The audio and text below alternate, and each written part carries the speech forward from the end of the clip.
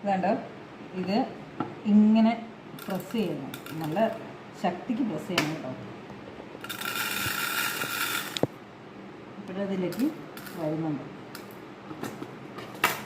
നല്ല അമർത്തി പ്രസ് ചെയ്താലേ വരുള്ളൂ. കുഴപ്പമില്ല. പിന്നെ അത് ബട്ടൺ നേരത്തെ ഒന്ന് ഞാൻ ചെയ്ത് നോക്കി.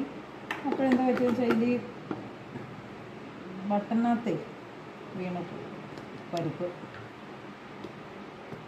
സ്റ്റക്കായി നിൽക്കാം. ആ 2 തവണ പ്രസ് ചെയ്യുമ്പോഴേക്കും അതങ്ങോട്ട് ലൂസാവും എന്നാണ് തോന്നുന്നത്. എനിക്ക് കടല ഇട്ടപ്പോൾ ഒരു പേടിയുണ്ട്, ഇനി അത് ആ ഗ്യാപ്പിൽ കൂടെ വരുമോ എന്നുള്ള ഒരു സംശയം.